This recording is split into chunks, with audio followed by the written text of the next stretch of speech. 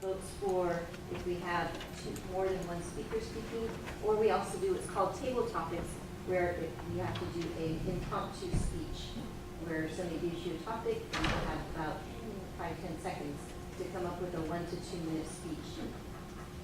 And at the end, we then vote on who we think is the best speech, and that person will get a ribbon.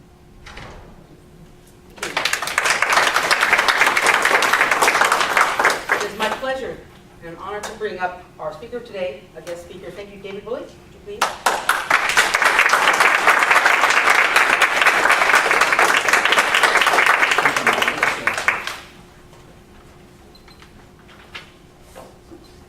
ToastMasters and honored guests. I wish I knew before leaving high school a few things. What did you want to be when you grow up? Does anyone want to volunteer? Astronaut. An astronaut. Risk manager. Risk manager? There we are. Anyone else? Bad designer. A designer and way in the back. Veterinarian? Singer. Singer. All right. Yes? Rich.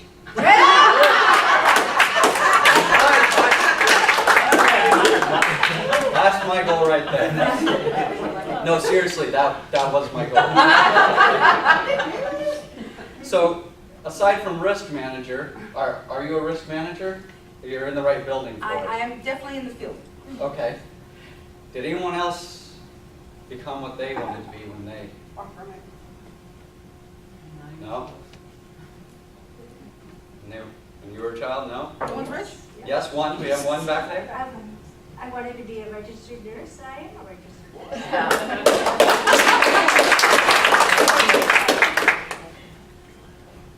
So we have two out of this large group of people here who actually, had a childhood dream and made it there. What was your motive for becoming a risk manager? It is not time for table topics It's right now. not. You want to share what your motive was for becoming a registered nurse? Yes, my mother was a registered nurse in the emergency room, and I could see that it was a meaningful profession, an honorable profession, and one that you may not get rich at, believe it or not, but would be very worthwhile and rewarding.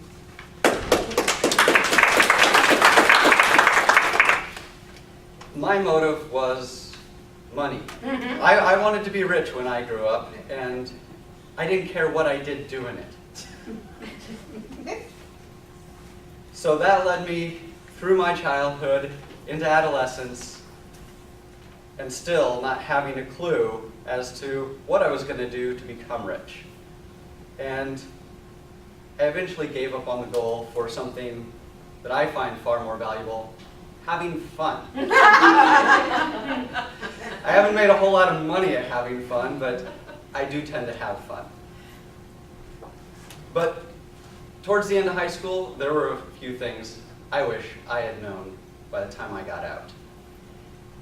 And my parents could have been my teachers, my school could have been my teacher, but I wish someone had showed me a budget. Not just talked to me about budgeting, because I knew what a budget was, and in fact, my high school senior exit exam was based off of my chosen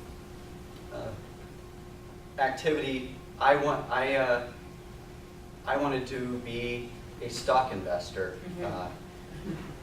at the end of my senior year, or at least I didn't want to be one, but I wanted to know how to do it. And so I knew what a budget was, I knew how to make one, and I knew that I wanted to make at least a little bit of money doing it. But my parents never showed me what their budget was like. They didn't talk to me about how much the house costs, how much the utilities cost, how much the food costs, and I'll tell you a little bit about me right now. I had a childhood that swung drastically from one side to the other. I was literally born with a silver spoon with my name on it, and I grew up poor.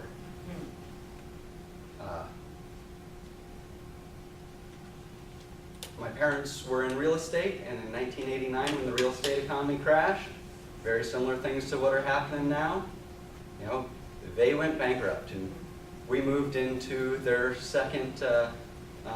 their little ski cottage in Tahoe, which was not big enough for our family, but we lived there, and we got by.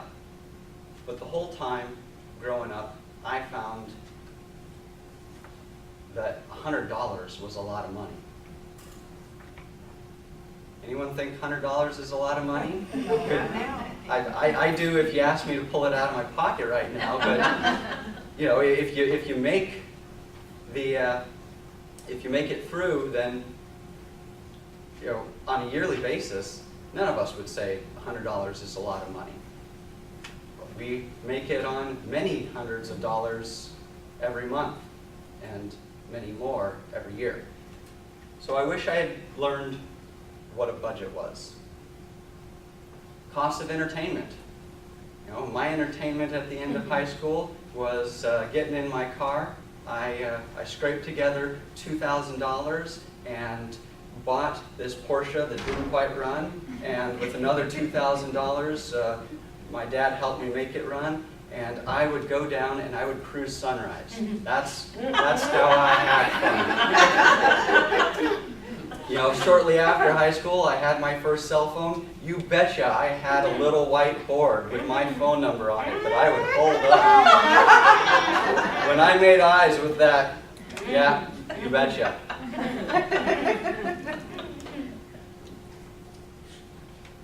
But then, Dad said, if you want to keep living in this house, you got to go to school. Okay, I'll go to school. And I entered college, went to a junior college, without the slightest idea of what my education should be, what it should cost, and what sort of job I could get. Now remember, $100 was still a lot of money up until the end of high school, or at least until I was 17. So I found that these things were really, really abstract when someone would say, oh yeah, school's going to cost, you're going to pay $500 for books and classes this semester, and that when you go to a four-year college, you're going to pay several $1,000s this quarter or this semester. And what kind of job I could get with that? Who knows? I mean, I knew an engineer could make some money. That's what I said I wanted to be when I was a kid, kind of. I said I wanted to be rich more than an engineer, but an engineer was a person who made money. And so I started thinking about education alternatives. And eventually, I flat out dropped out of college. Went to work. When I started, I was a computer tech and making just above minimum wage for a small store who found it advantageous to pick kids out of high school. And when I found that I couldn't actually make money as a computer tech, go figure, I turned to something where I could make money. I started a sales job. And for a couple of years, I made pretty good money selling cars at a dealership. It was something where my personality could just talk to people, and the boyish face, a great knowledge of the cars because I worked on them a lot. I could tell people about the car. I could tell why they should like it, tell them why they should like it. And I found a key ingredient that was desperately rare on a car lot: honesty. I mean, if you are honest to someone and you take them through that first hour and you give them the straight up, left, right, and center, they will buy a car from you. And although in the beginning I didn't make as much money as my coworkers who were trying to figure out how they could widen their commission just a little bit, I started selling a lot more cars than them. And I made money. But just last week, I was speaking with someone from someone who's a chiropractor. And this gentleman explained that he had a very similar thing. He didn't know what he wanted to do, he knew he wanted to make money, and he found that the business of being a chiropractor was one of those things. 30 years ago, he found a way that he could make money. For $160,000 in education, he found that he could make a job that was paying about $270,000 a year 30 years ago. Today, a chiropractor job only pays about $70,000 to $80,000 once you're really established. So, learning the cost of an education and learning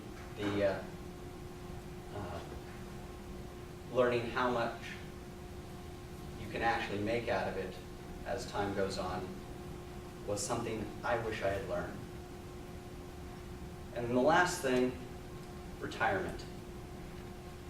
I find myself here in my early 30s helping my parents deal with Social Security and finding out that, in the real estate business, they would make hundreds of thousands of dollars at a time and then nothing at all.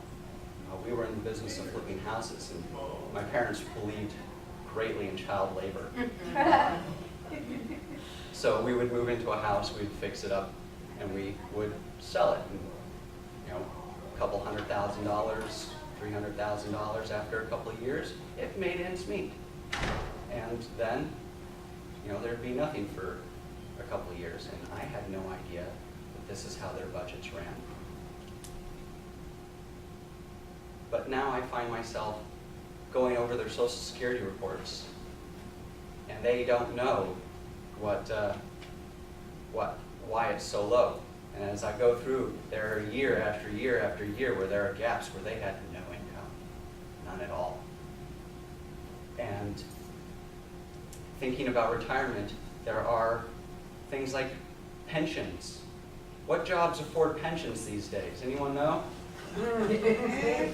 There's only a few of them left. If I had to do this all over again, I would probably choose military straight out of high school. Seriously, think about it. 20 years in the military, you get a nice pension, you get some good benefits, and then come be a state worker for 20 years. If I did that when I was 18, I'd be 58. And I would have this luxurious pension, I would have a bunch of skills, I would have had a fulfilling career. But most companies these days, they offer do-it-yourself retirement programs, 401ks and whatnot. So thinking about how you're going to retire and how that fits into how much money you're going to make is a big important one. And so, as I tell you this, I gave this speech to a bunch of high school students, actually 11 or 13 to 19-year-olds the other week for Consumer Affairs. And I asked them, how many people today are going to go home and ask their parents to show them exactly what their budget looks like? And how many people are going to look up 3 different jobs when they get home? Anyone? No one's here motivated to do that? Okay. And how many people promise to look at their retirement at least once a quarter? Oh, I got some hands now. Put it on your calendar. Look at it for 1 hour, once a quarter, please. Thank you very much.